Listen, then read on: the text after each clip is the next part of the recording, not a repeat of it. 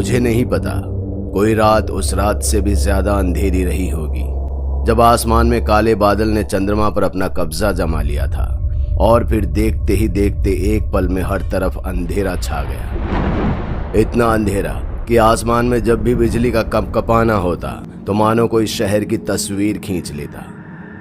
लगभग आधी रात गुजर चुकी थी, हर तरफ सन्नाटा छाया हुआ था। दूर दूर तक शहर में न बंदा न बंदे की जात, पर कब्रिस्तान के पीछे की दीवार के पास किसी के फुसफुसाने की आवाज आ रही थी। पर जहां कोई दिन में भी भटकने से डरता हो, वहां भला आधी रात में कोई क्या कर रहा होगा। अब अंधेरे में या तो भूत मिलते हैं या चोर। वैसे कब्रिस्तान में भूतों के होने पर सवाल नहीं किया जा सकता, पर कोई चोर कब्रिस्तान में, यह हजम करना जरा मुश्किल है। अरे कब्रिस्तान से अच्छी जगह चोरी के लिए हो ही नहीं सकती है। अरे आए तो थे पिछली बार, फिर क्या हुआ? लूटा हुआ सारा माल पकड़ा गया ना। कहीं इस बार भी वो बुड्ढा खुद को कब्रिस्तान का रखवाला बताते हुए वापस आ गया ना तो साला गोली मारे बिना नहीं छोड़ेगा। अरे हर बार किस्मत इतनी बुरी थोड़ी होती है रमेश। चल अंदर चलते हैं। रमेश और सुरेश थे तो चोर, पर उनके चोरी करने का स्टाइल सबसे जुदा था। वे लोगों के घरों को नहीं लूटते, बल्कि मालदार लोगों की कब्र को खोदकर उनके पास जो होता उसे चुरा ले जाते, क्योंकि मरने वाले लोग रिपोर्ट नहीं लिखाया करते हैं। हर बार की तरह इस बार भी उन्होंने एक मालदार कर्नल की कब्र खोदी, लेकिन जब उसके कॉफिन को खोला तो दोनों के होश उड़ गए। अरे बाप रे, ये तो वही है सुरेश। इंसान वही पाता है जो असल में वो बोता है।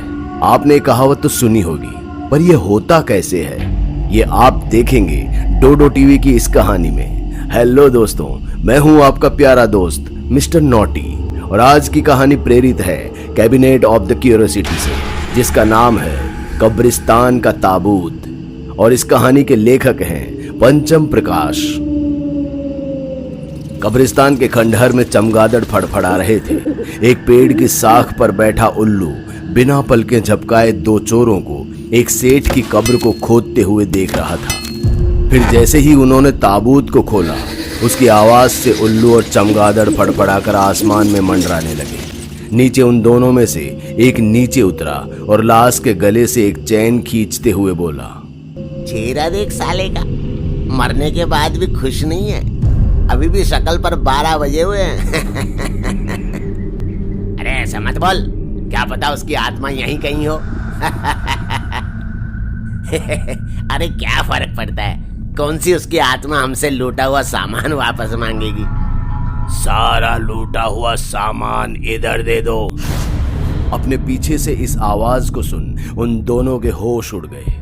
एक पल के लिए उन्हें ऐसा लगा जैसे उस आदमी की आत्मा बाहर निकलकर उससे अपना सामान मांग रही है, पर यहाँ मामला कुछ और ही था।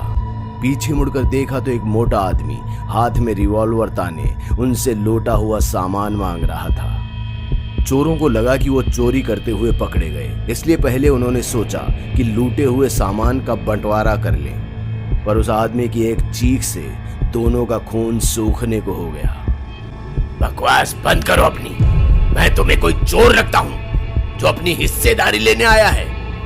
मैं हूं सली, इस कब्रिस्तान का रखवाला, और मेरे रहते हुए तुम कब्रिस्तान के ताबूत से कुछ भी नहीं चुरा सकते हो, समझे? अब चुपचाप सामान यहाँ रखो और चलते बनो, वरना। इतना कहते हुए उस मोटे आदमी ने एक गोली हवा में चला दी और चोर लूटा हुआ सारा सामान वहीं छोड़कर गोली हो गए। इसके बाद सली ने पहले तो अपने आसपास देखा और फिर कब्र में नीचे उतरकर लाश को देखने लगा। ओहो, यहाँ तो अभी और भी माल बचा है। बाजार में इसकी अच्छी कीमत मिल जाएगी और मेरा कर्ज भी उतर जाएगा। सली भी उन बाकी चोरों की तरह ही था जो लाश को लूटता था।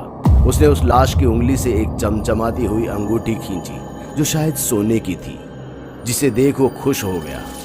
पर अचानक ही चमगादड़ों का झुंड जब उसके सिर के ऊपर से गुजरा तो डर के मारे अंगूठी हाथ से छूट वापस ताबूत में जा गिरी। सली एक पल के लिए ऐसे डर गया था जैसे किसी ने उसे झकझोर दिया हो, लेकिन बिना देर किए उसने ताबूत के नीचे दरार में अपना हाथ घुसा अंगूठी ढूंढने लगा।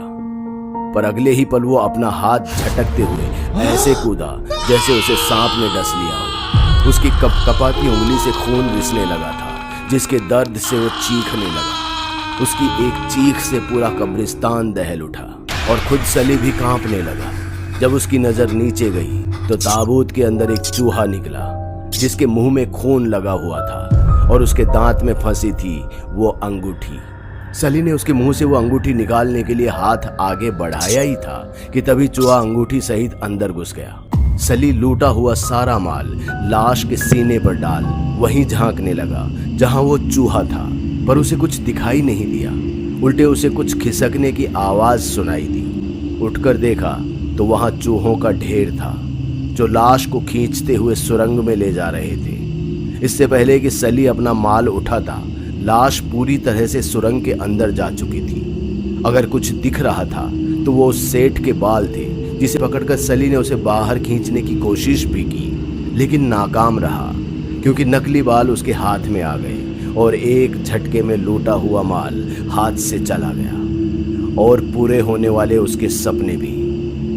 पर सली ने हार नहीं मानी और अपने एक हाथ में टॉर्च और दूसरे हाथ में रिवॉल्वर पकड़ उस सुरंग में लाश के पीछे जाने लगा। वो अपने लालच के चक्कर में जितना अंदर जाता जा रहा था, उतना ही वो बाहर निकलने के रास्ते से दूर भी होता जा रहा था। जो बात उसे तब समझ में आई जब लाश एक गड्ढे से होते हुए सीधे नीचे कहीं जा गिरी। सली ये समझ चुका था कि अब सब कुछ उसके हाथ से जा चुका है, इसलिए वो वापस निकलने की कोशिश करने लगा।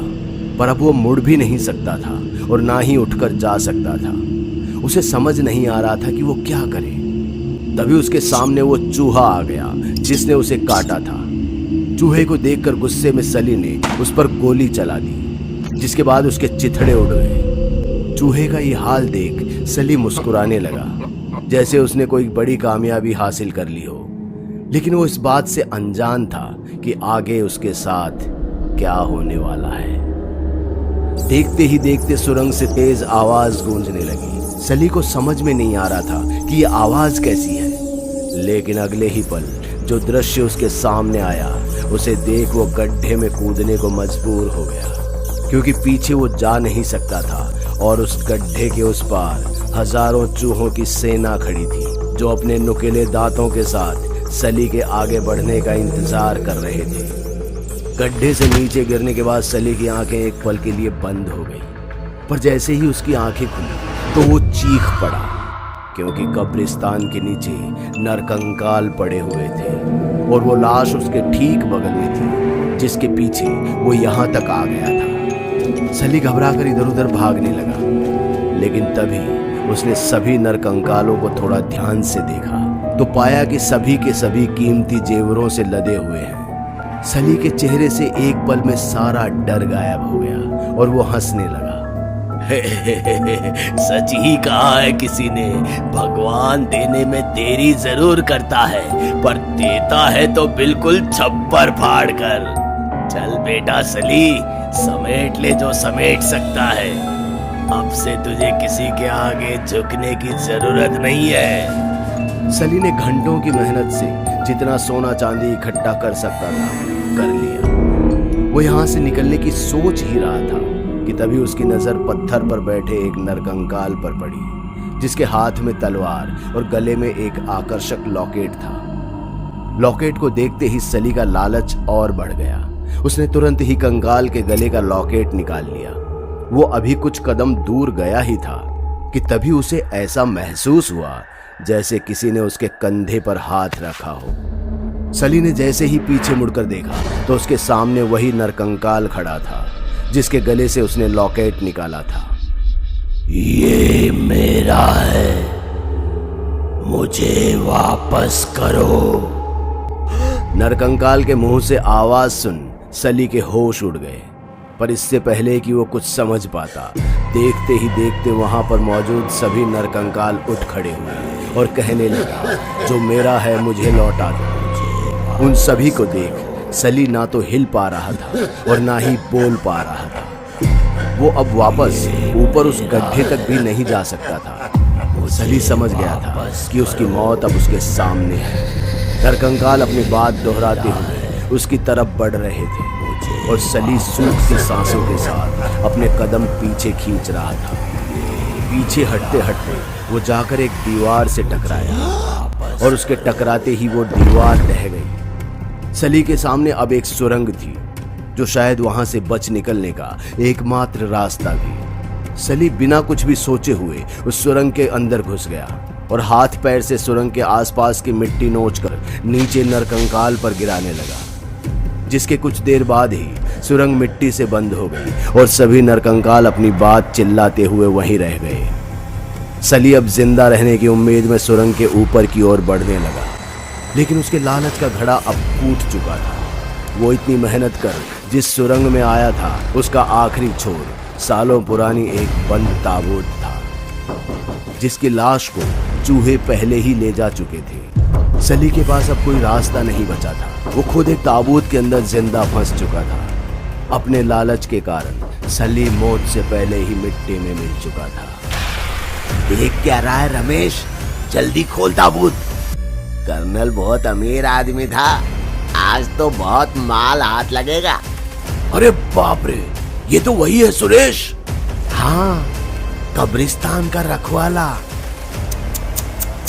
बेचारा अच्छा आदमी था।